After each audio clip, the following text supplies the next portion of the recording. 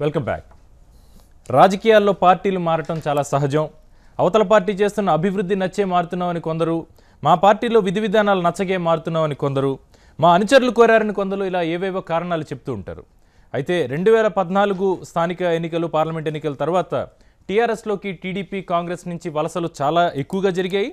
ఇటీవల Congress MLC Prabhakar, TDP MLA G Sayanna కూడా టీఆర్ఎస్లో చేరటం జరిగింది. దీన్ని మిషన్ ఆకర్ష అని ప్రతిపక్షాలు అంటూ ఉంటే, లేదు మా అభివృద్ధి కార్యక్రమాలు చూసే మా పార్టీలోకి వస్తున్నారంటూ టీఆర్ఎస్ అంటుంది. అయితే తెరాసలోకి వలసలు స్వచ్ఛందమా లేక ఆ పార్టీ వ్యూహమా అన్నది ఈరోజు మనం ప్రధానంగా చర్చిద్దాం. ఈ చర్చలో మనతో పాటు పాల్గొనడానికి శ్రీ అద్దంకి దయాకర్ రావు గారు ఉన్నారు, టీపీసీసీ అధికార ప్రతినిధి వారు. అలానే శ్రీ వేముల నరేంద్రరావు గారు, బీజేవైఎం రాష్ట్ర ప్రధాన కార్యదర్శి వారు. అలానే శ్రీ ఒంటేరు ప్రతాప్ రెడ్డి గారు, తెలంగాణ టీడీపీ రైతు విభాగం అధ్యక్షులు వారు. అలానే శ్రీ మన్నె గోవర్ధన్ రెడ్డి గారు, తెరాస సీనియర్ నేత, ఖైరతాబాద్ నుంచి వారు ఉన్నారు. ముందుగా గోవర్ధన్ రెడ్డి గారు, అంటే ఇంతమంది మీ పార్టీలో జాయిన్ అవటం అంటే ఏంటి కారణం ఏమంటారు? ఎమ్మెల్సీలు, ఎమ్మెల్యేలు ఇంత సంఖ్యలో రావటాన్ని మీరు ఎలా సమర్థించుకుంటారు? పార్టీ మీద నమ్మకం, గౌరవ ముఖ్యమంత్రి మీద చేస్తున్న సంక్షేమ పథకాలు అనుకోండి, అభివృద్ధి అనుకోండి, అతని మీద ఉన్న నాయకత్వ పట్టుదల లక్షణాలు అనుకోండి, అన్ని మీద దృష్టి పెట్టేసుకొని అందరు చాలామంది వివిధ పార్టీల నుంచి వస్తారు. దాంట్లో ఇంత గతంలో వచ్చారు, ఇప్పుడు వస్తారు, ఇంకెప్పుడు వస్తారు. ఇది ఎవరు ఆపే సమస్య లేదు ఇట. ఎందుకంటే ప్రభుత్వాలు అనుసరిస్తున్న విధానాలు అంటే మంచి పనులు చేస్తుంటే ప్రజల నుంచి కూడా కొంత ఒత్తిడి వస్తుంది. ఇప్పుడు మేము ఫర్ ఎగ్జాంపుల్ ఒక నాయకుడు అనుకోండి, ఆ పార్టీలో పోతే బాగా మంచి పనులు అవుతున్నాయి, లేదా మంచి సంక్షేమ పథకాలు ఇస్తారు, మనందరికి కూడా వస్తాయి, ఒత్తిడి వరకు ఉంటుంది. కొంతమంది ఏంటంటే అందులో పోతే బాగా మంచి ఫ్యూచర్ ఉంటుంది, లైఫ్ ఇక్కడ ఇది అవుట్డేట్ అయిన పార్టీ అయిపోయింది, ఫ్యూచర్లో కూడా ఇంకో 10-15 సంవత్సరాలు ఇక పార్టీ మనగాడలకు రానట్టుంది, అందులో పోతే బాగుంటుంది కొంతమంది వస్తుంటారు. కొంతమంది అభివృద్ధి గురించి వస్తుంటారు. ఇంకొంతమంది లక్షణాలు ఏంటి మంచి మా ప్రస్తుతానికి మా ముఖ్యమంత్రి గారు చేస్తున్న సంక్షేమ పథకాలు చాలా బాగున్నాయని చెప్పేసి భారతదేశంలో ఎవరు చేస్తారని అన్న విధంగా మంచిగా నడుస్తున్నాయి. కాబట్టి చాలామంది నాయకులు మా పార్టీలోకి వస్తారు. దీంట్లో తప్పేం లేదు, మా అభిప్రాయం. వస్తుంటారు, పోతుంటారు. అది ఏ పార్టీలకైనా, ఇంతకుముందు గతంలో కాంగ్రెస్ పార్టీకి పోరు, ఇంతకుముందు ఇప్పుడు టీడీ పార్టీలకు, పక్క రాష్ట్రం టీడీ పార్టీలకు పోతారు. భారతదేశంలో అన్ని పార్టీలకు, అధికారంలో పార్టీలకు చాలామంది పోతుంటారు. ఓకే, కేసీఆర్ ఫిరాయింపులు ప్రోత్సహిస్తున్నారు అంటూ అంటే ప్రధానంగా ప్రతిపక్షాలన్నీ కూడా ఆరోపణలు చేస్తూ ఉన్నాయి. ఎంతవరకు వాస్తవం అంటారు ఇది? అంటే వాళ్ళు నిజంగానే అభివృద్ధి కార్యక్రమాలు నచ్చి వెళ్తున్నారు మనం అనుకోలేమా? ప్రజాస్వామ్యాన్ని పరిరక్షించుకోవడానికి భారతదేశంలో బాబాసాహెబ్ అంబేద్కర్ ఇచ్చినటువంటి రాజ్యాంగ స్ఫూర్తిగా రాజకీయాలలో ప్రజలు ఎవరికైతే ఓటేస్తారో, ఏ పార్టీకి అయితే ఓటేస్తారో ఆ వ్యక్తికి ఆ పార్టీలో నచ్చకుంటే ఆ పార్టీకి రిజైన్ చేసినప్పుడు ప్రజలు ఇచ్చినటువంటి ఆ పార్టీతో గెలిచినటువంటి పదవిని కూడా రిజైన్ చేసేసి ప్రజాస్వామ్యాన్ని పరిరక్షించాల్సినటువంటి బాధ్యత ఆ వ్యక్తికి ఉంటుంది. ఎవరైతే ఆ పార్టీలో కలుపుకుంటున్నారో ఆ పార్టీకి కూడా ఆ పార్టీలో ఉన్నటువంటి నాయకత్వాన్ని కూడా భారతదేశంలో ఉన్నటువంటి ప్రజాస్వామ్య విధానాన్ని, మన రాజ్యాంగాన్ని, మన చట్టాన్ని గౌరవించాల్సినటువంటి బాధ్యత ఆ పార్టీ నాయకుడికి, అధ్యక్షుడికి ఉంటుంది. కానీ ఈరోజు ఆ పార్టీ అధ్యక్షులు కానీ, ఆ పార్టీ నాయకత్వం కానీ అవినీతి సొమ్ముతో కానీ, లేకపోతే ఇతర పార్టీల్లో ఉన్నటువంటి నాయకుల యొక్క లొసుకుల్ని కానీ, వాళ్ళకున్నటువంటి ఆస్తుల మీద కానీ దాడులు చేసి ఏదో రకంగా మభ్యపెట్టి లొంగదీసి ప్రజాస్వామ్యాన్ని కూనీ చేస్తున్నటువంటి విషయం ఇవాళ తెలంగాణ రాష్ట్రంలో స్పష్టంగా కనిపిస్తుంది. ఎవరైనా నీతిమంతుడు, నిజాయితీపరుడు ఈ రాష్ట్రాన్ని అభివృద్ధి చేయాలనుకుంటే ప్రతిపక్షం ఉండాలని కోరుకోవాలి. ప్రశ్నించేవాడు ఉన్నప్పుడే నీతి, నిజాయితీ, వాస్తవాలు బయటకు వస్తాయి. వాటిని లేకుండా నీతిని అడ్డుకుంటూ, నిజాయితీని అడ్డుకుంటూ, కబ్జాల కోసం, అవినీతి కోసం ప్రతిపక్షాలు ఉండొద్దు, పత్రికలు ఉండొద్దు, మీడియా ఉండొద్దు అనే సంప్రదాయ పద్ధతిలో ఈ ప్రభుత్వం పోతుంది. ఎవరైనా కానీ ప్రతాప్ రెడ్డి గారు, అంటే మీ పార్టీనే తీసుకుందాం. జి సాయన్న కంటోన్మెంట్ నుంచి ఎమ్మెల్యేగా గెలిచి, అంటే టీటీడీలో ఒక ప్రధాన పోస్టులో కూడా ఆయన ఉండి, అంటే నాకు పార్టీతో ఎటువంటి ఇబ్బందులు లేవు, టీడీపీతో ఎటువంటి ఇబ్బందులు లేవు, కానీ గతసారి నేను ఎన్నిసార్లు గెలిచినా సరే ప్రతిసారి ప్రతిపక్షంలోనే ఉన్నాను, అధికార పక్షంలో ఉంటే కానీ నా కంటోన్మెంట్ ఏరియాకి నేను మంచి చేయలేను అన్న ఒక కారణం చెప్పి ఆయన వెళ్తున్నారు. మీరు దానికి ఎంతవరకు సమర్థిస్తారు? ఇవాళ అదే ముఖ్యమంత్రి కేసీఆర్ గారు తెలుగుదేశం పార్టీ నుంచి బయటకు వెళ్ళి తెలంగాణ ఉద్యమాలలో ఎన్నోసార్లు తెలంగాణ ఉద్యమాలు కింద పడిపోయినాయి, లేచినాయి, కింద పడిపోయినాయి. 50 సీట్లు 10 సీట్లు గెలిచినటువంటి విషయం. అదే రాజశేఖర రెడ్డి గారు ఇదే ఈటల రాజేందర్ని 10 సీట్లు ఎక్కడ పెట్టుకుంటారని అడిగినటువంటి సందర్భాలు ఉన్నాయి. ఏ నాయకుడైనా చిత్తశుద్ధి ఉంటే, పార్టీలు కాదు, జెండాలు కాదు, సత్తా ఉంటే నిలబెట్టి నిలదీసి ముఖ్యమంత్రి కానీ ప్రధానమంత్రి కానీ ఎవరైనా కానీ తనకు కావాల్సినటువంటి ప్రజలకు కావాల్సినటువంటి అభివృద్ధి కోసం అసెంబ్లీ వేదిక ఉంది, సెక్రటరియట్ ఉంది, చట్టం ఉంది, న్యాయం ఉంది, వాటి మీద పోరాటం చేసి అభివృద్ధికి సాధించుకోవాలి. కానీ ఒక అసమర్థుడు మాట్లాడే మాటలు ఏంటంటే మేము అధికార పార్టీలోకి వెళ్తే, మేము అధికారం ఉంటే, మేము అభివృద్ధి చేస్తే అభివృద్ధి జరుగుతుంది అని చెప్పేది అది స్వార్థం కోసం, వాళ్ళ అవసరం కోసం, వాళ్ళు సంపాదించుకున్నటువంటి డబ్బుల్ని కాపాడుకోవడం కోసం, మరీ రేపు సంపాదించుకోవడం కోసమే అలాంటి మాటలు మాట్లాడుతున్నారు. అది ఎవ్వరు కూడా క్షమించరు. సాయన్న కానీ ఇతర పార్టీ గతంలో వెళ్ళినటువంటి 5 ఎమ్మెల్యేలు కానీ, ఇవాళ కాంగ్రెస్ పార్టీ నుంచి వెళ్ళినటువంటి ఎమ్మెల్సీలు కానీ ఇవాళ తెలంగాణ రాష్ట్రం కావాలని కోరుకున్నాం. తెలంగాణ రాష్ట్రానికి బీజేపీ మద్దతు ఇచ్చింది, తెలుగుదేశం పార్టీ లేఖ ఇచ్చింది, కాంగ్రెస్ బిల్లు పెట్టి తెలంగాణ ఇచ్చింది. ఇంకా తెలంగాణ ఇచ్చినాక లొసుకులేందండి, తెలంగాణ ఇచ్చింది. తెలంగాణ వచ్చినాక టీఆర్ఎస్ పార్టీకి నాయకత్వం వచ్చింది, గవర్నమెంట్ వచ్చింది. వచ్చిన గవర్నమెంట్ను అభివృద్ధి చేయాల్సిన అవసరం ఉంది. అభివృద్ధి చేయకుండా రైతు ఆత్మహత్యల్ని పక్కన పెట్టేసిండ్రు, తెలంగాణ రాష్ట్రంలో ఉన్న సమస్యలన్నీ పక్కన పెట్టేసిండ్రు. తెలంగాణ రాష్ట్రానికి ఇలా లోటు బడ్జెట్ ఏర్పడింది. ఈ సమస్యలన్నీ పక్కన పెట్టేసేసి అధికార పక్షం ప్రతిపక్షం ఉండొద్దు, ప్రతిపక్షం ప్రశ్నించేవాడు ఉండొద్దు, ఎవడు పోటీ చేయొద్దు అన్నదానికి నిదర్శనం గడి పరిపాలనకు తావిస్తుంది. మళ్ళీ నైజాం గవర్నమెంట్కి వెళ్ళిపోతుంది, మళ్ళీ పాత రోజులు జ్ఞాపకం వస్తున్నాయి. అంటే అజమాయిషీ పెరిగిపోయింది. అక్రమంగా అధర్మంగా ఏదో రకంగా భయపెట్టించి భయభ్రాంతులకు గురి చేయాలన్నటువంటి లక్ష్యంతో టీఆర్ఎస్ ప్రభుత్వం ముందుకు పోతుంది. మేము దాన్ని తీవ్రంగా వ్యతిరేకిస్తున్నాం. మేము లాస్ట్కి ఒకటి చెప్తున్నామండి, ప్రజాస్వామ్యాన్ని పరిరక్షించుకునే బాధ్యత ప్రజలకు ఉంటుంది. మీరు ఎంత డిమారలైజ్ చేసినా, ఎంత డిస్మెంటల్ చేసినా, ఎన్ని ప్రతిపక్షాలు లేకుండా చేసినా, ఎన్ని పత్రికల్ని రాయకుండా చేసినా, మీడియా లేకుండా చేసినా, ప్రజలు మాత్రం ప్రజాస్వామ్యాన్ని పరిరక్షించుకుంటారన్నటువంటి నమ్మకము విశ్వాసము నాకుంది. నాయకుడు ఎప్పుడైనా ఎక్కడైనా ప్రజల కోసం పనిచేస్తే తప్పకుండా గుర్తింపు ఉంటుందని చెప్పి ఈ వేదిక ద్వారా మీకు నేను తెలియజేస్తా ఉన్నాను. దయాకర్ రావు గారు, ఇప్పుడు ఏదైతే అంటే టీఆర్ఎస్ ఖచ్చితంగా మా అభివృద్ధి కార్యక్రమాలు చూసి వస్తున్నారన్నది ఒకటే స్టేట్మెంట్ ఇస్తున్నారు. కానీ ఎమ్మెల్సీ ప్రభాకర్ గారు మీ కాంగ్రెస్ నుంచి బయటికి వెళ్ళిపోయేటప్పుడు కాంగ్రెస్లో నేను అవమానాలను ఎదుర్కొన్నాను, అంకిత భావంతో పనిచేసే వారికి సరైన గుర్తింపు లభించడం లేదు, ఇలాంటి కొన్ని స్టేట్మెంట్స్ ఇచ్చి ఆయన వెళ్ళిపోయారు. అంటే వాస్తవానికి కాంగ్రెస్లో ఇది జరుగుతుందా? వెళ్ళిపోయేటోడు ఏదైనా మాట్లాడతాడు. వాని గురించి మాట్లాడుకుంటే మనం అంతా భావదారిద్రం అడు ఉన్నప్పుడు అంటే లెక్క.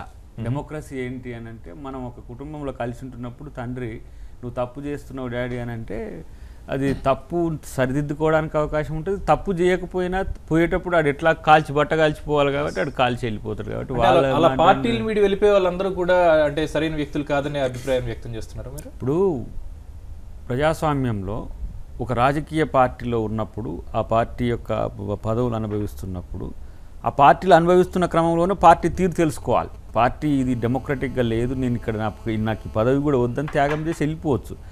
ఇప్పుడు ఊర్లలో చెప్పుకుంటుండ్రు ఈ మధ్యన ఏంటంటే పక్కోనికి కొనుక్కో పుడితే ఇటు నా కొడుకు అని చెప్పుకునే పరిస్థితి వచ్చింది. ఎదురు చూసినా ముక్కు నా లెక్కనే ఉంది, ఆ కళ్ళు నా లెక్కనే ఉంది అంటే వీడు పుట్టింది వీనికి. ఇప్పుడు కాంగ్రెస్ పార్టీ కానీ టీడీపీ కానీ టీఆర్ఎస్ కానీ, టీఆర్ఎస్ పార్టీలో ఉన్న నాయకులు కూడా ఏ పార్టీలోకి పోయినా కూడా రాజీనామా చేసి వెళ్ళిపోవాలి. అది చరిత్రలో ఉంది.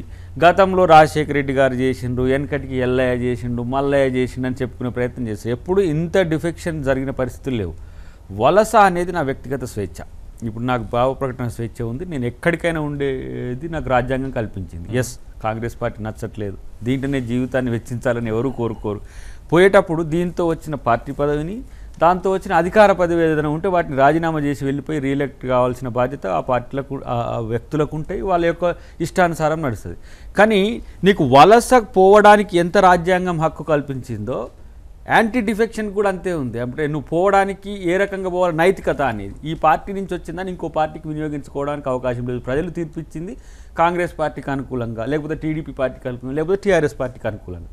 ఇలాంటి వాటిని వాళ్ళ స్వార్థ ప్రయోజనాల కొరకు అవకాశ రాజకీయాల కొరకు మాట్లాడుతున్నప్పుడు అలాంటి వాళ్ళను సమాజం రేపు ఎట్లా చూస్తుందనే విషయాన్ని పక్కన పెడితే తాత్కాలికమైన లాభాపేక్షతో పోవడం ఒక చర్చ అయితే, ఇప్పుడు పార్టీల ఎత్తుగడలు కూడా ఎట్లున్నాయంటే వాడు ఇన్వెస్ట్మెంట్ చేసి వీని గెలిపించడేందుకు, ఆ గెలిచిన ఉన్న కొంటే పోద్ది కదా. ఇది కొత్త రూల్ అనమాట. ఇప్పుడు టీఆర్ఎస్ వచ్చిన తర్వాత వీడు కష్టపడాలి, వీడు గెలవాలి, వాడు తిరగాలి, ఇది లెక్క కాదు.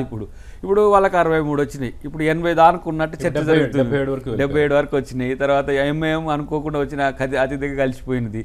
ప్రజలు తీర్పిచ్చింది 63 అయితే 70 ఎంత ఇప్పుడు ఎట్లా వచ్చినాయి అనేది కనుక మనం ఆలోచిస్తే, ఇంతమంది థంపింగ్గా డెవలప్మెంట్ చూసిండ్రు, 18 నెలల డెవలప్మెంట్ చూసిండ్రు అని చెప్పడానికి అవకాశం. 8 నెలలకి ఇప్పుడు వీళ్ళు వచ్చారు. ఆల్రెడీ ఎప్పుడో తీగల కృష్ణారెడ్డి గారు, తలసాని శ్రీనివాస్ యాదవ్ గారు, రెడ్డియార్ నాయక్ గారు, వీళ్ళందరూ కూడా ఎప్పుడో వెళ్ళిపోయిన వాళ్ళు. ఒక 6 ఎమ్మెల్సీలు పోయే మండలి చైర్మనే మారింది. ఇప్పుడు ఒకసారి అంటే 1/3 మామూలుగా వలసలో 1/3 ఇండియాలో టీడీపీ పక్షపాతి లేకుండానే చేసిన పరిస్థితి. నర్సిరెడ్డి గారిని, హరికల నర్సిరెడ్డి గారిని, వాళ్ళని కూడా.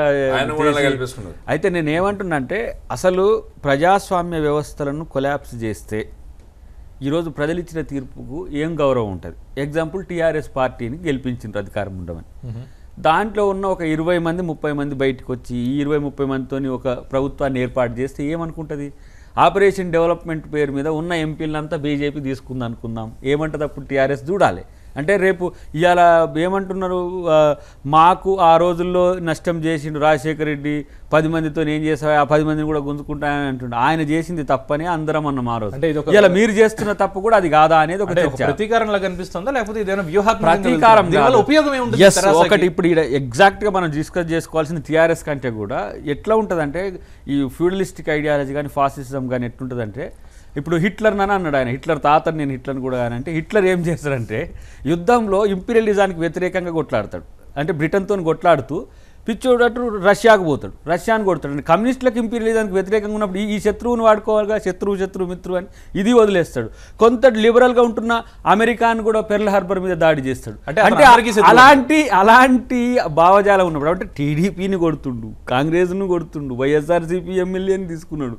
తర్వాత ఇప్పుడు కొత్తగా లేటెస్ట్గా ఏంటి అని అంటే ఎంపీటీసీలను, జెడ్పీటీసీలను ఇప్పుడు లోకల్ బాడీ ఎలక్షన్ కొరకు మాకు దాదాపు ఆడ 8,000 ఎంపీటీసీలు ఉంటే దాదాపు 4,000 పైచీలకు కాంగ్రెస్ పార్టీకి వచ్చినాయి. ఒక్క సీట్ వస్తుందా అంటే గ్యారంటీ లేదు. ఇది ఎక్కడి ప్రజాస్వామ్యం అని ప్రజలు ప్రశ్నిస్తే, నేను నా అభివృద్ధి చూసేస్తున్నట్టు ఇంత థంపింగ్గా పోయే పరిస్థితి ఏం పని చేసినది ఒక చర్చ అయితే, అన్నిటికంటే ముఖ్యంగా ప్రజాస్వామ్యంలో రాజరికాన్ని నిలబెట్టడానికి ఒక ప్రయత్నం చేస్తున్నాడు.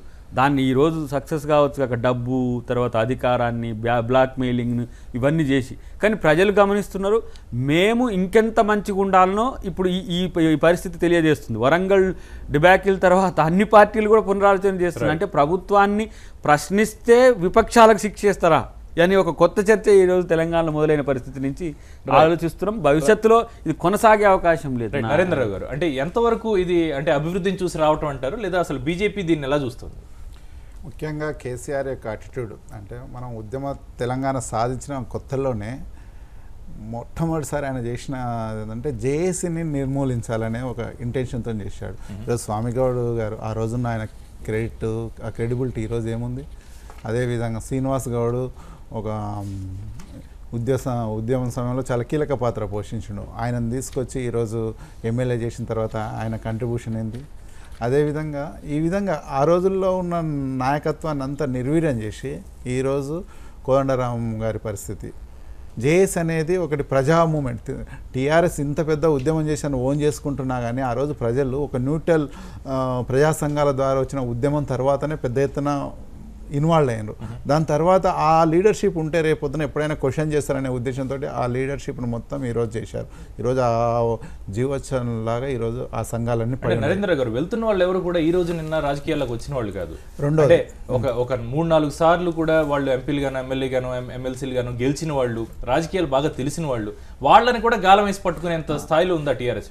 ఈ విషయంలో ఒకసారి మనం ఆలోచన చేయాలి. ఈరోజు కేసీఆర్ కేవలం ఎంపీలు ఎమ్మెల్యేలనే టార్గెట్ కాదు, గ్రామ సర్పంచ్ సర్పంచ్ల కానుంచి కూడా ఈరోజు టార్గెట్ చేస్తున్నారు. ఉదాహరణ గ్రామ సర్పంచ్ ఉంటే మీ గ్రామంలో ఎలాంటి పనులు కావు, మీరు ఒకవేళ టీఆర్ఎస్లోకి వస్తే తప్ప కావనే పరిస్థితి డైరెక్ట్ ఎమ్మెల్యే గారు ఇన్వాల్వ్ అయ్యి చెప్పి ఈరోజు బ్లాక్ మెయిల్ తర్వాత ప్యాకేజీలతోటి ఈరోజు చేర్చుకుంటారు. అది ఎంత దాకా వచ్చిందంటే ఎంపీలు ఎమ్మెల్యేలు నిన్న మొన్న మనం చూస్తే గుండు సుధారానికి మొదలుకొని అనేక మంది, నేను ఎలక్షన్స్లో పనిచేస్తున్నా, ఈరోజు ఈ ఎలక్షన్లో ఈరోజు అధ్యక్షత వహించిన నాయకుడు మీటింగ్లో పొద్దున్నే కనపడకపోయిన పరిస్థితి. అంటే ఒక విధంగా చెప్పాలంటే ఈరోజు ప్రజాస్వామ్యానికి ఈరోజు తెలంగాణలో ఒక దుర్దినంలాగా మారిపోతుంది ఈ యొక్క పొలిటికల్ పార్టీ అటిట్యూడ్ టీఆర్ఎస్.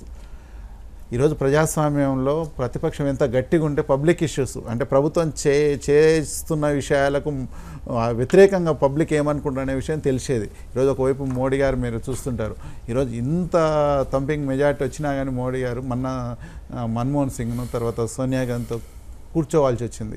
ఇదేంటంటే రాజ్యసభలో పెద్దగా సంఖ్యాబలం లేకపోవడం వల్ల ఇది ఒక్కటే కాదు, అంటే పొలిటికల్ దాంట్లో ఈరోజు ప్రజాస్వామ్యాన్ని పరిరక్షించడం విషయంలో ఇలాంటి అటిట్యూడ్ ఉండాలి ఏ పొలిటికల్ లీడర్కైనా. ముఖ్యంగా ఉద్యమ నాయకత్వం నుంచి సాధించుకున్న ఈ తెలంగాణ ప్రజాస్వామిక వాతావరణం మరింతగా ముందుకు వస్తుందని తెలంగాణ ప్రజలు ఊహించారు. కానీ ఈరోజు జరుగుతున్నది ఏంది, తెలంగాణలో నిజాం పాలన ఏదైతే నియంతృత్వానికి ప్రతిరూపమో ఈరోజు కేసీఆర్ ప్రభుత్వం కూడా నియంతృత్వానికి ప్రతిరూపంగా మారిపోయింది.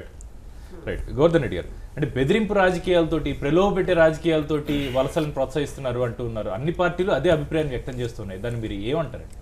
ఇంట్లో బ్లాక్ మెయిలింగు లేదా ప్యాకేజీలు అని చెప్పేసి అవసరం. ఇప్పుడు బ్లాక్ మెయిలింగ్ ఎక్కడ చూపిస్తారా, ఎక్కడ చూపించారు, ప్యాకేజీలను చూపిస్తారా, చూపించారు. ఊరికే పోతురు కాబట్టి చేతగాక చేతులు ఎత్తి అయ్యో వాళ్ళు ప్రలోభాలు గురి చేస్తారు లేదా బ్లాక్ మెయిల్ చేసి పోతురు అని చెప్పి ప్రతిపక్ష పార్టీలు ఎందుకు వెళ్ళిపోతున్నారు, మా నాయకుడు మా కార్యకర్తలు ఎందుకు వెళ్ళిపోతున్నారు, ఒక్కసారి ఆత్మసమరణ చేసుకుంటే మీ నిజంగా మీ నాయకత్వ లోపం ఉండాలి, మీరు చేస్తున్న ఆ కార్యకర్తకు రెస్పెక్ట్ అయినా ఇవ్వకపోవాలి, ఏదో ఒక ఇబ్బంది ఉంటే తప్ప పోతారు. నెంబర్ 1 ఏంటంటే ఒక నెక్స్ట్ ఎదురు పార్టీ పోతుంటే అక్కడ ఏదో ఒకటి ముఖ్యంగా నాయకత్వ లక్షణం మీద పటిష్టంగా.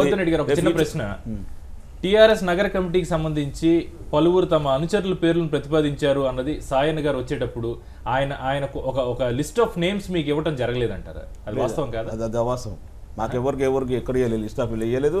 అట్లా స్వచ్ఛందంగా వచ్చారంటారా సాయన్న గారు కానీ మిగిలిన వచ్చిన చాలా వరకు స్వచ్ఛందంగా వస్తారు. ఇప్పుడు అభివృద్ధి ఆయన ఇప్పుడు సాయన్న గారు ఉన్నారు, ఇప్పుడు కుక్కడపల్లి ఎమ్మెల్యే గారు ఉన్నారు, కిజలి కృష్ణ ఉన్నారు, వాళ్ళందరూ ఇప్పుడు అభివృద్ధి ప్రధాన కార్యదర్శి పదవి ఇవ్వాలి అన్న ఆయన డిమాండ్ వాస్తవం కాదంటారా? అసలు ఇంతవరకు ఎవరు కనిచ్చారా, కొత్తగా వచ్చిన వాళ్ళు గమనించారా? ఎవరికి తన నియోజకవర్గంలో ప్రజలు ఒత్తిడి బాగుంటుందండి. ఇప్పుడు అధికార పార్టీ ఉన్నప్పుడు చాలా మంది ప్రజలు ఏమంటారంటే ఆ అధికార పార్టీలు పోతే బాగా నియోజకవర్గం ఫండ్ వస్తుంది, మంచి డెవలప్ అవుతుంది అని చెప్పి నియోజకవర్గ ఒత్తిడి బాగా ఉంటుంది, లోకల్ స్థానిక నాయకుల ఒత్తిడి ఉంటుంది, ప్లస్ అక్కడ అభివృద్ధి కూడా చేసుకోవాలని ఒక ఆలోచన మంచి నాకు ఫ్యూచర్ ఉండాలనుకున్నది ఆలోచన ఉంటుంది. లేదా అతను ఉన్న పార్టీలో రేపు ఫ్యూచర్లో ఉంటుంది, రేపు అధికారులు రాదు, ఈ పార్టీ ఇంత మంచి చేస్తున్నప్పుడు ఇంకా వేరే పార్టీకి మన పార్టీకి అంటే కాంగ్రెస్ పార్టీ అనుకోండి, టీడీపీ అనుకోండి, ఇంకా ఎక్స్వైజెడ్ బీజేపీ అనుకోండి, ఈ పార్టీ అంటే మనకు లైఫ్లో రాజకీయ మనగాడు ఉండకపోవచ్చు, ఈ పార్టీలో పోతే మనకు మంచి అభివృద్ధి జరగవచ్చు ఆకాంక్షిస్తారు తప్ప ఇంత బ్లాక్ మెయిల్ చిన్నపిల్లలు కాదు. అవేర్నెస్ వచ్చింది, మీడియా ఉంది, పత్రికలు ఉన్నాయి, ప్రజలకు ఏ రకంగా ప్రూవ్ చేస్తారు అంటే వాస్తవంగా ఈ బ్లాక్ మెయిలింగ్ జరుగుతుంది. ఇంత అవేర్నెస్ వచ్చిందండి, ఈ రోజు ఎలక్ట్రానిక్ మీడియా వచ్చింది, ప్రింట్ మీడియా వచ్చింది, ఇంత అవేర్నెస్ వచ్చింది, ప్రజలకు ఎవరికి స్వేచ్ఛ ఉంది. అంటే ఎలా ప్రూవ్ చేస్తారండి? పార్టీలు మారినప్పుడు నేను ఇంతకుముందు చెప్పినాను, మీరు పార్టీకి రీజన్ చేశారు, పార్టీ ఇచ్చిన పదవి కూడా రీజన్ చేయండి. ప్రజలు అభివృద్ధిని కోరుకుంటుండ్రు, ప్రజల ప్రెషర్ పెరుగుతుంది, ప్రెషర్ పెరిగినప్పుడు ప్రజల మధ్య ఇవ్వండి, మళ్ళీ ఓట్లు వేయించుకోండి, మళ్ళీ గెలవండి, రైట్? ప్రజలు కోరుకుంటున్నారని అప్పుడు అన్ని పార్టీలు ఎక్స్పెక్ట్ చేస్తాయి, అందరూ కూడా ప్రజాస్వామ్యం కోసం ప్రజాస్వామ్యం పరిరక్షించినట్లు ఉంటుంది. ఇవాళ తెలుగుదేశం పార్టీలోకి వెళ్ళి ఆ పార్టీలో మంత్రి పదవులు చేస్తున్నారు. ఇది ఎక్కడి సాంప్రదాయం? భారతదేశంలో హిస్టరీలో ఎక్కడ ఈ విధానం లేదు. ఇదే విధానం కొనసాగినట్లయితే ప్రజాస్వామ్యం పూర్తిగా కూని చేయబడుతుంది. ఇవాళ హైకోర్టు ఏబిఎన్ ఏదైనా కానీ ఏబిఎన్ ఛానల్ను ఇమ్మీడియట్గా స్టార్ట్ చేయమని చెప్పి హైకోర్టు డిసిషన్ ఇచ్చింది. దాదాపుగా 10 జిల్లాల్లో ఉన్నటువంటి 10 జిల్లాల నుండి కలెక్టర్లకు ఆర్డర్ ఇచ్చేసారు, మళ్ళీ ఫైనల్ తీర్పు ఉండదని చెప్పేశారు. ఎక్కడ గౌరవిస్తున్నారండి? కోర్టు వాళ్ళు చెప్పిన కోర్టు ఉన్నది, గౌరవిస్తామో, కోర్టు కాపాడుతుందని చెప్పి కోర్టు జడ్జిమెంట్ ఇచ్చేసి దాదాపుగా 15 రోజులు అయిపోయింది, దాదాపు 1 మంత్ దగ్గరికి వస్తుంది. ఎవడు గౌరవిస్తుంది కోర్టుని? ఏ ప్రభుత్వం కోర్టుని గౌరవిస్తుంది? హైకోర్టు ఎన్నిసార్లు మెట్టికాయలేసింది, సుప్రీంకోర్టు ఎన్నిసార్లు మెట్టికాయలేసింది, కోర్టును గౌరవించలేదు, ప్రతిపక్షాలను గౌరవించలేదు, పార్టీలను గౌరవించలేదు, అంటే ఎవరిని గౌరవించలేదు. అధికార దుర్వినియోగం జరుగుతుంది, విపరీతంగా వేల కోట్ల రూపాయల అవినీతి జరుగుతుంది. అవినీతి సొమ్ముతో ప్రజల్ని కొంటున్నారు, పార్టీలను కొంటున్నారు. కొంటున్నారని మీరు అంటున్నారు. దానికి సంబంధించిన అంటే ఏ రకమైన ప్రూఫ్ మీరు ప్రజలకు ఎవరండి? ఒక పోలీసు మాట్లాడే పరిస్థితి లేదు, ఒక కోర్టు మాట్లాడే పరిస్థితి లేదు. అసలు చట్టమే పనిచేయట్లేదు తెలంగాణ రాష్ట్రంలో. ఎక్కడ చట్టం ఉంది? చట్టాన్ని డిస్మెంటల్ చేస్తుండు, డిమారల్ చేస్తున్నారు, బుల్డోజ్ చేస్తున్నారు. ఇంకా ఈ రాష్ట్రాన్ని అవసరం అనుకుంటే ఇప్పటికిప్పుడు ప్రధానమంత్రి కానీ మోడీ కానీ కూర్చొని తెలంగాణ రాష్ట్రంలో ప్రెసిడెంట్ రూల్ పెట్టాల్సినటువంటి అవసరం ఉంది. ప్రజాస్వామ్యం మీద ఎవరికైనా నమ్మకం ఉంటే ఇక్కడ ప్రెసిడెంట్ రూల్ పెట్టాల్సినటువంటి అవసరం ఉంది. గోవర్ధన్ రెడ్డి గారు, ఇప్పుడు అంటే వేరే పార్టీలో తలసాని శ్రీనివాస్ యాదవ్ గారు ఒక ఎమ్మెల్యేగా గెలిచారు. ఆ వ్యక్తిని మీరు తీసుకొచ్చినప్పుడు ఆ ఓట్లు మాకు పడలేదు కదా, అది టీడీపీకి పడ్డాయి కదా అన్నది మీకు అనిపించదా? అంటే ఆ నైతికత అక్కడ మిస్ అవుతుందని మీరు అనుకోవటం లేదా? ఆయన ఆల్రెడీ టీడీపీ పార్టీకి ప్లస్ శాసనసభాపతికి రాజీనామా చేయడం ఎక్కడ చేసిండు? అది స్పీకర్ పరిధిలో ఉంది. స్పీకర్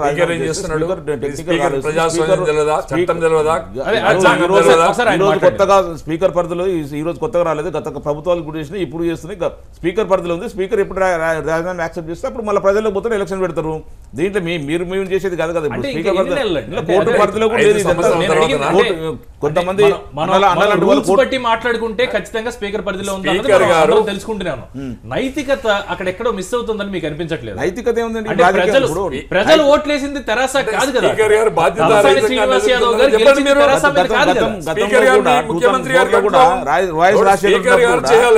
స్పీకర్ గారికి మేము తెలుగుదేశం పార్టీ తరఫున ఒక 10 times వెళ్ళి రిప్రజెంటేషన్ చేసినాము, కోర్టుకు వెళ్ళినాము, సుప్రీంకోర్టుకి వెళ్ళినాము. ఎవరు కూడా లేదు, అది శాసన స్పీకర్ పరిధిలో ఉంటుంది. అది మేము బాధ్యత లేదా? దయాకర్ రావు గారు, తెలుగుదేశం పార్టీ ఒక ప్రతిపక్ష పార్టీగా కాంప్లైంట్ చేసినాం. మా పార్టీ నుంచి వచ్చినటువంటి మీ పార్టీలో చేరారో వాళ్ళని ఇమ్మీడియట్ గా వాళ్ళు ఏదైతే రిజిస్ట్రేషన్ ఇచ్చిండ్రో దాన్ని యాక్సెప్ట్ చేయండి, ఎలక్షన్ కండక్ట్ చేయమని చెప్పాము. స్పీకర్ పరిధిలో ఉన్నటువంటి విషయాన్ని ఎన్ని సంవత్సరాలు ఉంటుంది? దయాకర్ గారు, అంటే ఇందాక నుంచి బ్లాక్ మెయిలింగ్ గురించి మనం మాట్లాడుకుంటే బ్లాక్ మెయిలింగ్ ఏమి లేదు, స్వచ్ఛందంగా వస్తున్నారు. అంటే బ్లాక్ మెయిలింగ్ అన్న మాట మీరు మాట్లాడుతున్నప్పుడు ఏ రకంగా దాన్ని సపోర్ట్ చేయగలుగుతారండి? ఇప్పుడు మీ స్టేట్మెంట్ ఏ రకంగా సపోర్ట్ చేయగలుగుతారు? ఒక ఎమ్మెల్యే మీద తప్పుడు కేసు పెట్టడం, నువ్వు వస్తే కేసు ఉండదు, లేకపోతే నిన్ను కంపల్సరీ అరెస్ట్ చేయిస్తాం అనడం, ఒక ఎమ్మెల్యేకు ఆశ చూపించడం, ఒక 200 కోట్ల అభివృద్ధి పనులు నీకు ఇస్తా, లేకపోతే నువ్వు రాకపోతే నీకు రూపాయి ఇయ్య. అంటే ప్రజాస్వామ్యంలో విపక్షంలో ఉంటే అభివృద్ధి చెందదు అని అంటే సిద్దిపేట ఎట్లా అభివృద్ధి చెందింది, మహబూబ్ నగర్ ఎట్లా అభివృద్ధి చెందడానికి మేము కాంగ్రెస్ పార్టీ కానీ గతంలో ఉన్న పార్టీలు ఎందుకు సహకరించినాయి, లేకపోతే ఆయన కొడుకు సిరిసిల్లలో ఎందుకు అభివృద్ధి జరిగింది అంటే ఒకవేళ మా వైపు వస్తేనే మీకు అభివృద్ధి అనే ఒక చర్చ మీరు తీసుకొస్తున్న పరిస్థితి. బ్లాక్మెయిల్ ఇప్పుడు కొంతమంది అధికారంలో ఉన్నప్పుడు చేసిన తప్పులను ఆసరాగా చేసుకొని వాళ్ళని బ్లాక్మెయిల్ చేస్తున్నట్టుగా ఇప్పుడు పోతున్న వ్యక్తుల్లో కూడా కొంతమంది అవినీతి పరులు ఉన్నారనే చర్చ జరుగుతున్న పరిస్థితి ఉన్నది. రేపు వాళ్ళని కాపాడడానికి చర్చ జరుగుతుంది. అన్నిటికంటే ముఖ్యంగా ఏంటంటే ఈరోజు వెళ్తున్న వాళ్ళందరూ అవినీతి పరులు అంటారా? కొంతమంది ఉన్నారు, వాళ్ళ దాంట్లో ఉన్న మీ పార్టీలో అవినీతి పరులు ఉన్నారని మీరు ఒప్పుకుంటున్నారు. ఎందుకు అవినీతికి పార్టీలు ఏముంటాయి వంశీ? నువ్వు దాన్ని విషయాల్లో అవినీతికి పార్టీలు లేకపోతే పార్టీలో ఉన్నప్పుడు మీ పార్టీ బయటికి పంపించవచ్చు కదా, వాళ్ళు వెళ్ళిపోయేంత వరకు ఎందుకు వెయిట్ చేయాలి? రాజా ఒక చిన్న అమౌంట్ దగ్గర పెద్ద స్కామ్ లో ఇరుక్కున్నాడు, ఊరుకున్నామా? జైల్లో పెట్టినాం. జగన్ ఎవరు? రాజశేఖర రెడ్డి కొడుకు తెలుసా? ఈ రాష్ట్రానికి ముఖ్యమంత్రిగా చేసిన ఆయన కొడుకుని జైల్లో పెట్టిన చరిత్ర కాంగ్రెస్ పార్టీది. అంటే ఎవడైతే ఇక్కడ అవినీతి చేస్తాడో, రాజశేఖర రెడ్డి గారు వెళ్ళిపోయిన తర్వాత విభేదాలు వచ్చిన తర్వాత కదా జరిగింది. రాజశేఖర రెడ్డి గారు ఉన్నప్పుడు కూడా జరుగునేమో. ఇప్పుడు ఎవరు వేసిండ్రు? శంకర్రావు గారు మా ఎమ్మెల్యే మా ఎంపీ మీద కేసు వేస్తే మేము నిర్ణయాలు తీసుకున్న చరిత్ర. నేనేమంటున్నానంటే ఈరోజు తెలంగాణ ఉద్యమంలో పనిచేసే క్రమంలో ఇప్పుడు మీరు గుంజుకుంటున్న వాళ్ళని ద్రోహులుగా చిత్రీకరించిండ్రు. XYZ పేర్లు చెప్పేదానికంటే కూడా ఇప్పుడు ఆ ద్రోహులు నీ పార్టీలో ఉన్నారు అని అంటే ఇది తెలంగాణ ద్రోహుల పార్టీ లేకపోతే తెలంగాణ వాదుల పార్టీ? ఇప్పుడు మా గోవర్ధన్ ఉన్నాడు, పాపం ఉద్యమంలో ఉన్నాడు, కోట్ల రూపాయలు వెచ్చించిండు. ఇప్పుడు కొంతమంది ఎవరైనా వస్తే తనకి ఇప్పుడు ఈరోజు నష్టం జరిగే అవకాశం ఉంటుంది. అంటే బంగారు తెలంగాణ అంటే ఆ రోజు ఉద్యమంలో పాల్గొనడానికి వచ్చిన బంగారు తెలంగాణలో భాగస్వామ్యం ఇచ్చి మంత్రులు చేసుడు, అధికారం వచ్చినప్పుడు ఎవడుండాలి? ఇక్కడ ఎవడైతే మట్టి మనిషి ఉంటాడో తెలంగాణ ఉద్యమం గతంలో తెరాస నుంచి కాంగ్రెస్ లోకి వచ్చినప్పుడు మరి దాన్ని స్వచ్ఛందంగా వచ్చారంటారా లేకపోతే అది pressure మీద నేను ఈ రోజు కాంగ్రెస్ పార్టీలో ఉండొచ్చు కానీ ఆ రోజు ఈ రాజశేఖర రెడ్డిని మేము టార్గెట్ చేసినట్టుగా ఎవరు చేయలేదు, జేఏసీ నాయకునిగా ఉంటున్న ఆ రోజు. ఇలాంటి ఒక దుష్ట నీతిని కనుక కొనసాగిస్తే ఇట్లకిన్నాను హిట్లర్ కానాడు ఏ గతి పట్టింది, వైఎస్ రాజశేఖర రెడ్డి కూడా అదే గతి పడుతుంది అన్న రోజులు ఉన్నాయి. కానీ అది ఆగలేదు కదా, అంటే జరగటం ఇప్పుడు కూడా తెరాసలో దీన్ని వ్యతిరేకించే ఒక చిన్న వర్గం ఎక్కడో చోట ఉంటుంది, వాళ్ళు కూడా మాట్లాడుతూనే ఉంటారు. కానీ దాని వల్ల వలసలు ఆగుతున్నాయి. వలసలు పోవడం వల్ల ఈ పార్టీలకు వచ్చే నష్టం ఏం లేదు. మీకు ఏమైనా ఉంటే నాయకులు వస్తున్నారు, ఎమ్మెల్యేలు హోదాలు తీసుకొని వస్తున్నారు.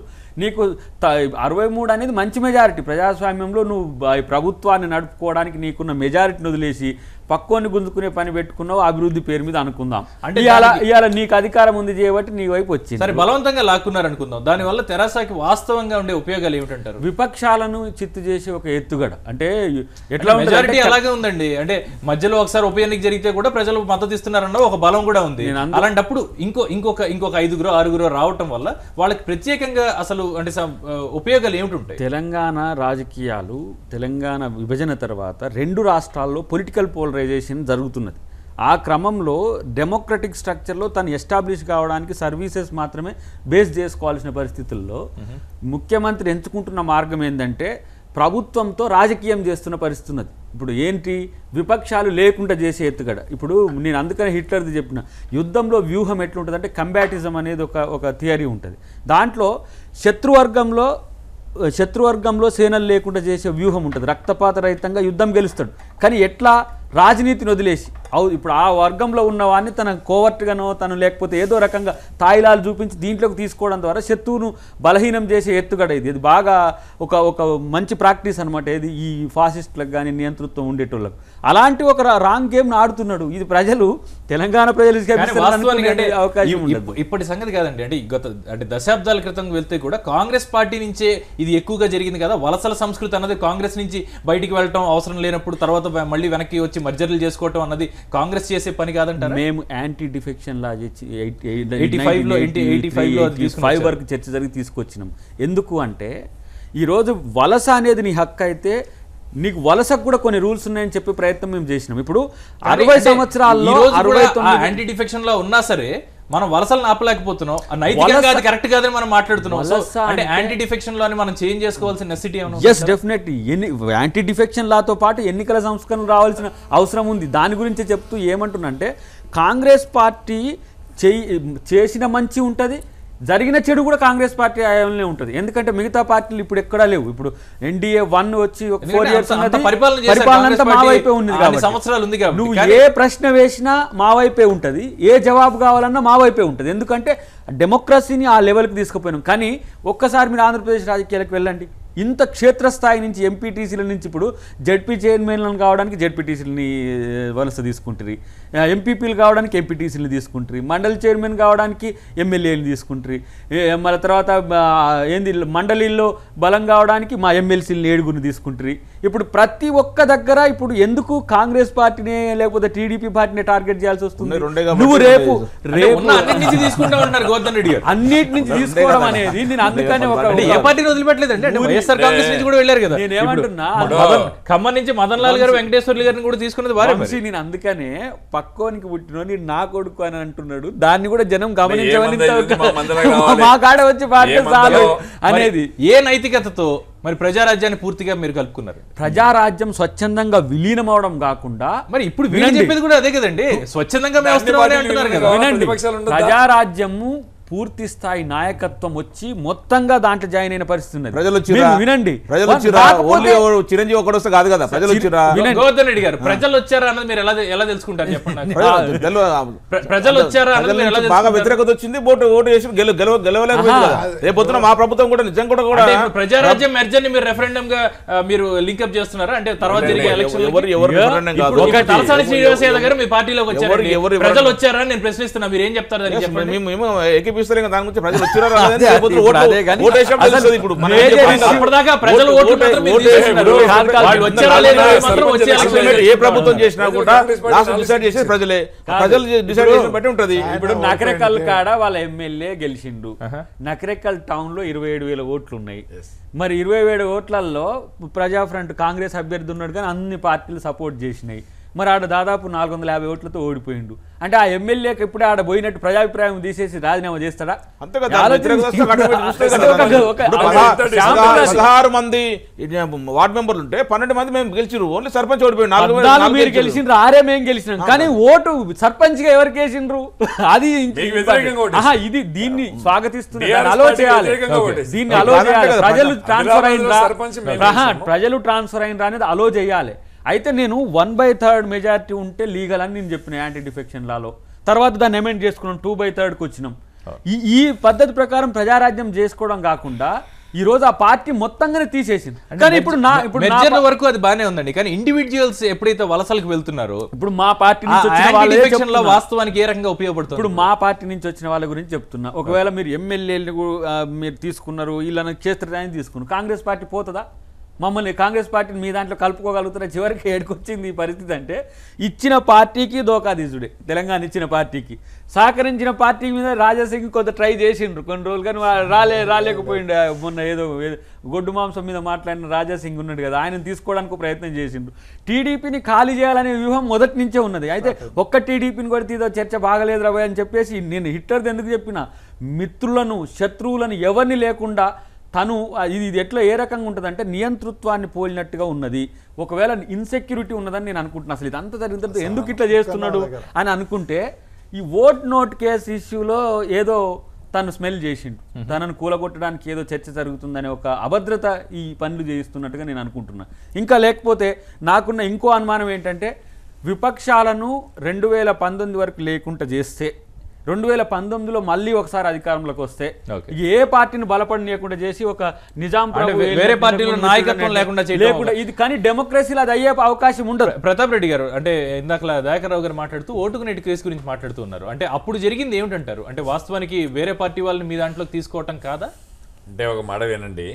యాక్చువల్గా ఆ రోజు జరిగింది ఏంటంటే రేవంత్ రెడ్డి గారి వెళ్ళిన ఇంట్లో కెమెరాలు అరేంజ్ చేసేసి అక్కడ ఉన్న ఏసీబీని అరేంజ్ చేసేసారు.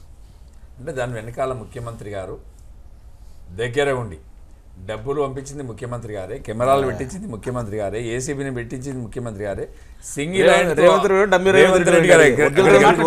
వినండి సింగిల్గా ఆయన కట్టుబట్టలతో అక్కడికి వెళ్తే రేవంత్ రెడ్డి గారి మీద ఉన్నటువంటి కక్షతోని ముఖ్యమంత్రి గారే దగ్గరుండి డబ్బులు అరేంజ్ చేసి, ఏసీబీని అరేంజ్ చేసి, కెమెరాలు అరేంజ్ చేసి, టీవీలను అరేంజ్ చేసేసి అధికార దుర్వినియోగం చేసిన స్పష్టంగా కనిపిస్తుంది. ఎందుకంటే అతన్ని అంటే ముఖ్యమంత్రి గారిని మాట్లాడిన మాట అండి, రేవంత్ రెడ్డి గారు మాట్లాడిన మాట అది ఎవరు అరేంజ్ చేశారంటారు? ఏది రేవంత్ రెడ్డి గారు అక్కడ కూర్చుని మాట్లాడిన మాట కూడా అది కూడా తెరాసనే అరేంజ్ చేసిందంటారా? ముఖ్యమంత్రి రేవంత్ రెడ్డి గారు ఇక్కడ ఏం మాట్లాడినరు? ఎన్ని కోట్లు, 3 కోట్లు, 4 కోట్లు, 2 కోట్లు, ఇవన్నీ ఇప్పుడు ఎవరైనా ఓటు అడిగే హక్కు ఉంటుంది. ఇప్పుడు సాయన్నతో మాట్లాడిన మాటలు ఎవరన్నా బయట పెట్టిరా?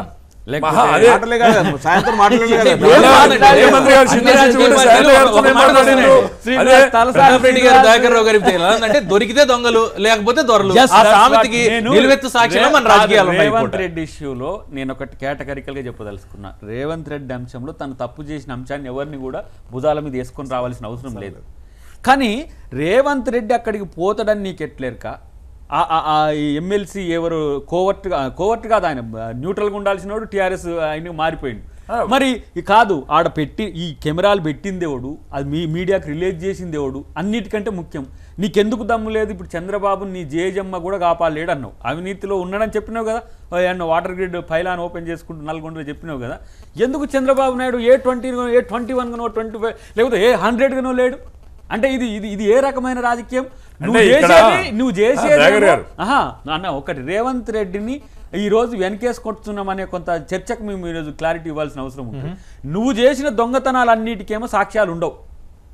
తను బతకడం కొరకు చేసిన అంశాన్ని మాత్రం గ్లోరిఫై చేసి దాన్ని పెద్దగా టీఆర్ఎస్ పార్టీ అవినీతిని సహించదని. ఇప్పుడు నీ దాంట్లో దొంగ నోట్ల దందా వాళ్ళు ఉన్నారు, నీ దాంట్లో ఇసుక మాఫియా వాళ్ళు ఉన్నారు, నీ దాంట్లో ఈరోజు ప్రజల్ని దోచుకుంటున్న సహజ సంపదలంతా దోచుకుంటున్న వాళ్ళందరూ ఉన్నారు. కామ్గా చెవులు వినకుండా కళ్ళు చూడకుండా చూస్తున్నావు. మరి దీన్ని ఏ అవినీతిని సపోర్ట్ గదంతా కాదు. ఇప్పుడు వాళ్ళ కుటుంబానికి నలుగురు ఉన్నారు, నలుగురికి దాదాపుగా 2-3 వేల ఎకరాల ల్యాండ్స్ కొన్నారు ఇప్పటికీ.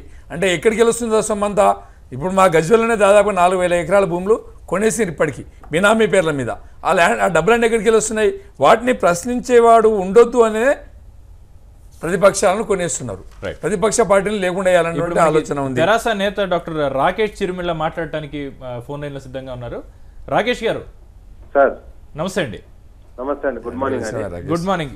ఈ వలసలు స్వచ్ఛందమా పార్టీ వ్యూహం అన్నది ఈరోజు చర్చ. ఇప్పుడు ప్రస్తుతానికి అంటే మిగిలిన పార్టీలు చేసినప్పుడు తప్పైంది, ఇప్పుడు కాంగ్రెస్ లోకి తెరాస వెళ్ళటం తప్పైనప్పుడు తెరాసలోకి మీరు రావటం తప్పేంటి అన్నది ప్రశ్న ఇక్కడ చర్చ నడుస్తుంది. దానికి తెరాస వైపు నుంచి మీరు ఏమంటారు? సార్ ఒక్కటి చెప్తున్నాను సార్, ఎప్పుడు కానీ రాజకీయాల్లో వలసలనే సహజంగా నడుస్తూ ఉంటాయి. ఈరోజు టీడీపీ అధినేత కావచ్చు, ఆయన కూడా ఒకప్పుడు కాంగ్రెస్ పార్టీలో మంత్రిగా పనిచేసినాడు. అంటే మంత్రి ఎమ్మెల్యేగా ఉండి ఆయన కాంగ్రెస్ నుంచి టీడీపీలోకి రాలేదు. పార్టీకి రిజైన్ చేసిండు, పదవికి రిజైన్ చేసిండు, ఆఫ్టర్ దెన్ వచ్చిండు. మీరు కూడా మీకు చిత్తశుద్ధి ఉంటే మీరు ఉన్నటువంటి ఎమ్మెల్యేలంతా రిజైన్ చేయండి. రాకేష్ మేము మాట్లాడిన తర్వాత మీరు కన్ఫర్మ్ చేయండి సార్. చెప్పండి, దానికి ఆన్సర్ కూడా చెప్పండి. ఆ రోజు చంద్రబాబు నాయుడు గారు కాంగ్రెస్ పార్టీ నుంచి వస్తే పార్టీకి రిజైన్ చేసిండు, పదవికి రిజైన్ చేసిండు. మీరు కూడా మీకు తమ్ముడు వేయండి. రాజకీయ వలసల గురించి మాట్లాడుతుంటే మీరెందుకు నాకు ఉమ్మగాదు రాజకీయ వలసల సంగతి పక్కన పెట్టండి. దీనికోసం చెప్పండి, ఈ విషయం చెప్పండి రాకేష్. Complete sir. సరే ఒకసారి మాట్లాడు. ఒకటండి, ఇంతకుముందు చెప్పినట్టు మేము ఒకటే చెప్తున్నాం, రాజకీయ వలసలని సహజం. కానీ తెలంగాణ పునరీకరణ భాగంగా ఈ రోజు ఎవరు వచ్చిన పార్టీలో ఆహ్వానిస్తున్నాం మేము. ఎందుకంటే మా అంతిమ లక్ష్యం తెలంగాణ అభివృద్ధి. తెలంగాణ అభివృద్ధికి వచ్చి కలిసి వచ్చే శక్తులను కూడా కలుసుకొని పోతున్నాం. అంబేద్కర్ గారు 1947 లో మంత్రిగా అయినప్పుడు కాంగ్రెస్ పార్టీ కాదు, లేకపోతే శ్యాంప్రసాద్ ముఖర్జీ గారు కాంగ్రెస్ పార్టీ కాదు. నేను అనేది ఎవరు కానీ ఆ రోజులో ఉన్నటువంటి పార్టీలో ఎవరు కూడా ఆ పార్టీ కాదు. ఆ రోజు భారతదేశ పునర్నిర్మాణానికి ఏ విధంగానైతే అన్ని పార్టీల శక్తులను కలుపుకొని పోయినామో, ఈ రోజు సమకాలిక సమాజంలో తెలంగాణను పునర్నిర్మాణానికి అందరినీ కలుపుకొని పోవడం జరుగుతుంది. రాజగోపాల్ కూడా రెడీగా ఉంటాడు సార్, ఆలోచించారు రాకేష్. ఒక్కటి చెప్తున్నారు సార్, మీరు ఆల్రెడీ కలుపుకొని సిద్ధంగా ఉన్నారు కదా. గంటా శ్రీనివాసులు మీ పార్టీ కాదు, రుద్రరాజ్ పద్మరాజ్ మీ పార్టీ కాదు, తెలంగాణ రాష్ట్రంలో జరుగుతున్నటువంటి విషయాల కోసం మాట్లాడు రాకేష్. ఇప్పుడు నీలాంటి పోరాటం చేసినటువంటి ఇప్పుడు రాకేష్ 1 minute, నీలాంటి పోరాటం చేసిన నాయకులు నీ పార్టీలో ఉండగా నీకు పదవులు ఇవ్వకుండా, నిన్ను గౌరవించకుండా, నీకు మర్యాద లేకుండా ఇతర పార్టీ అంటే తెలుగుదేశం పార్టీ వాళ్ళు అయితే మంచిగా కనిపిస్తుంది మీ ముఖ్యమంత్రి గారికి. అంటే మీ పార్టీలో ఉన్నటువంటి నాయకులు పోరాటం ఉద్యమాలు చేసిన నాయకులు అవసరం లేదా? ఇప్పుడు ఒకటి చెప్తున్నా, ఉద్యమం వేరు, రాజకీయ ఇప్పుడు తెలంగాణ అవసరాలు వేరు. తెలంగాణ అవసరాలు అన్న మేము త్యాగాల పునాదుల మీద నిర్మించుకున్నాం అన్న తెలంగాణ. సమర్థులు గారా అన్న? ఇప్పుడు నోటు కోర్టు కేసులు నువ్వు ఎందుకు లేవంటే నువ్వు సమర్థుని కాదా? నువ్వు నోటు కోర్టు కేసులు లేవంటే నువ్వు సమర్థుని కాదా? నీకు పైసలు ఇచ్చి పంపించలేదు అంటున్నా. అంటే నువ్వు సమర్థుని కాక నేను పక్కన పెట్టారా? ఓన్లీ రేవంత్ రెడ్డి సమర్థుడు పైసలు ఇచ్చి పంపించారా? అంటే నువ్వు ఓటు కూడా నువ్వు నిన్నే పంపించాలి కదా. మరి మా దగ్గర ఇప్పుడు మేము తెలంగాణ ప్రాంతాన్ని పరిపాలించిన 18 నెలలకే 1000 కోట్లు సంపాదిస్తే 17 సంవత్సరాలు పరిపాలించి ఎన్ని కోట్లు సంపాదించి ఉంటాడు? ఇలాంటి చరిత్ర ప్రజల్ని కానీ ప్రతిపక్షాలని కానీ మీడియాని కానీ కంట్రోల్ చేసి డిస్మెంటల్ చేసినటువంటి డిమోరలైజ్ చేసినటువంటి విధానము హిస్టరీలో ఇప్పుడు చూడలేదు. ఇప్పుడు మీరు సిద్ధాంతపరమైన రాకేష్ గారు, అంటే ఏ రకంగా ఇన్ని వలసలు, అంటే ఒక వరదలాగా వలస జరుగుతుందంటే దానికి ప్రధాన కారణం మీరేమని చెప్తారు? ఇక్కడ ఉన్నటువంటి ఏ పార్టీలో కూడా సరైన నాయకత్వం లేదు. దశా దిశ నిర్దేశం చేసే నాయకత్వం ఓన్లీ కేసీఆర్ గారి దగ్గర ఉంది. కాబట్టి ఈ రోజు ఉన్నటువంటి అన్ని పార్టీలో ఉన్నటువంటి నాయకులందరూ కూడా మా పార్టీలోకి వలస రావడం జరుగుతుంది. వాళ్ళందరినీ కూడా తెలంగాణ పునర్నిర్మాణంలో భాగంగా మేము ఆహ్వానిస్తున్నాం. కాబట్టి మాకు అంతిమ లక్ష్యం తెలంగాణ అభివృద్ధి. కాబట్టి అభివృద్ధికి కలిసి వచ్చే శక్తులన్నీ కూడా కలుపుకొని మేము పోరాటం చేయాలి. రాకేష్ గారు, దయాకర్ రావు గారు, అంటే నాయకత్వం లేదు మిగిలిన పార్టీల్లో, అందుకే మా వైపు ఆకర్షితులవుతున్నారు, మా నాయకుడు అంత గొప్పవాడు అంటూ ప్రధానంగా చెప్తున్నారు. దానికి మీరేమంటారు? అంటే నాయకత్వ లోపం ఏమైనా కారణాలు అంటారా? నాయకత్వం లేదనేది వాళ్ళ భావదారిద్రం. నాయకత్వము లేకుంటే ఇంకా బలంగా చేసుకోవచ్చు కదా.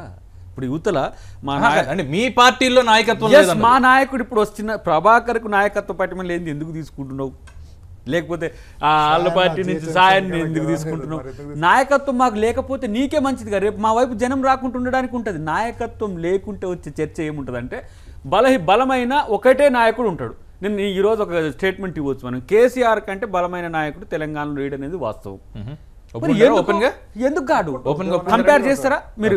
కేసీఆర్ అంత 14 సంవత్సరాల నుంచి ఉద్యమం చేసి తెలంగాణ ప్రజలకు అత్యంత సన్నిహితంగా ఉన్న వ్యక్తుల్లో కేసీఆర్ నెంబర్ 1గా ఉంటాడు. తర్వాత మా కాంగ్రెస్ టీడీపీ అందరూ వచ్చారు. ఇప్పుడు ఉత్తమ్ కుమార్ రెడ్డి గారితో కేసీఆర్తో కంపేర్ చేసుకుంటే తెలంగాణ ప్రజల్లో ఈయన ఉద్యమం చేసిండనే నీకు అవకాశం ఇచ్చిండ్రు. అదే ప్రజలు ఇచ్చిన మ్యాండేట్నే మనం అనుకుందాం. ఇప్పుడు మరి మేము బలహీనంగానే ఉన్నాం కదా, మా పార్టీలో ఎమ్మెల్యేలు, మా పార్టీలో ఎమ్మెల్సీలు, మా పార్టీలో సర్పంచ్లు ఎందుకు నీకు? తర్వాత అన్నిటికంటే ముఖ్యం నాయకత్వం ఎదురు పార్టీలో లేకపోతే సంబరపడాల్సింది, సంతోషపడాల్సింది అధికార పార్టీ. మరి ఎందుకు మళ్ళీ ఇంకా ఇవ్వాల్సిందంటే వాళ్ళ నాయకత్వం అభద్రతతో ఉన్నదని చెప్పకనే చెప్పింది పాపం మన రమేష్. ఇది ఆలోచించుకోవాల్సిన నరేంద్రరావు గారు, అంటే బీజేపీ నుంచి కూడా వలసలు ఏమైనా వెళ్ళే అవకాశం ఉందంటారా? అంటే ప్రస్తుతం ఉన్న పరిస్థితుల్లో ఏదో కేంద్ర ప్రభుత్వంలో బీజేపీ ఉంది కాబట్టి బీజేపీ నాయకులు కొంతవరకు సుస్థిరంగా ఉన్నారంటారా? బేసికల్గా బీజేపీ పార్టీ ఐడియాలజికల్ ఆర్గనైజేషన్, ఇలాంటి ఫ్లక్చువేషన్స్ తట్టుకునే కెపాసిటీ ఇంటర్నల్గా కార్యకర్తలకు ఉంటుంది. ఇన్ కేస్ ఎలాంటిదైనా జరిగినా మిగతా పార్టీలతో పోల్చుకుంటే దీంట్లో తక్కువ ఉంటుంది.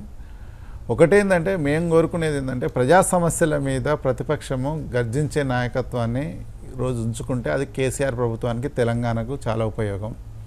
కానీ మిగతా పక్షాలు ఏవి లేకుండా బుల్డోజ్ చేయడం ఏదైతుందో అది నియంతృత్వానికి దారితీస్తుంది. అల్టిమేట్ తెలంగాణ లాస్ అవుతుంది. బీజేపీలో కూడా వలసలు వచ్చాయి, మిగిలిన రాష్ట్రాల్లో ఇంకొంచెం ఎక్కువగా జరుగుతుంటాయి. కర్ణాటకలో కొంత జరిగింది, కానీ అల్టిమేట్ కర్ణాటకలో అంత జరిగినా కానీ బీజేపీ అక్కడ గెలవలే కదా నెక్స్ట్ ఎలక్షన్స్ లో. గెలిచిందా లేదా పక్కన పెట్టండి, చెప్తున్నా. అంటే వలసల సంగతి వలసలు అంటే సరైన నాయకత్వం ఉండి సరైన ఒకవేళ అవకాశం లేకుండా అంతకంటే మేనిఫెస్టోలో లేకపోతే అభివృద్ధి పనుల్లో చేయడానికి అవకాశం ఉంటే బాగుండే. కానీ ఇక్కడ జరిగేది ఏంటంటే మీరు ఒకసారి చూడండి, వరంగల్ ఎలక్షన్ల ముందరనే గుండు సుధారాణి గారిని తీసుకోవడం, ప్రతాప్ గారిని గణపూర్లో కాంగ్రెస్ నుంచి తీసుకోవడం, ఇక్కడ జిహెచ్ఎంసీ ఎన్నికలు స్టార్ట్ అవుతున్నాయి అనే లోపలనే ప్రభాకర్ గారిని తీసుకోవడం, అదేవిధంగా సాయన్న గారిని తీసుకోవడం. అంతకంటే ముందు కంటోన్మెంట్ ఎన్నికలు అదే సాయన్న గారి పార్టీ నుంచి కొద్దిగా ఓడిపోయినా కానీ అదే సాయన్న ఈరోజు చాలా ఇంపార్టెంట్ నాయకునిగా కనపడి ఈరోజు తీసుకునే పరిస్థితి ఎమ్మెల్యే గారు ఉన్నారు. కాబట్టి ఈ విధంగా అంటే ఏదో విధంగా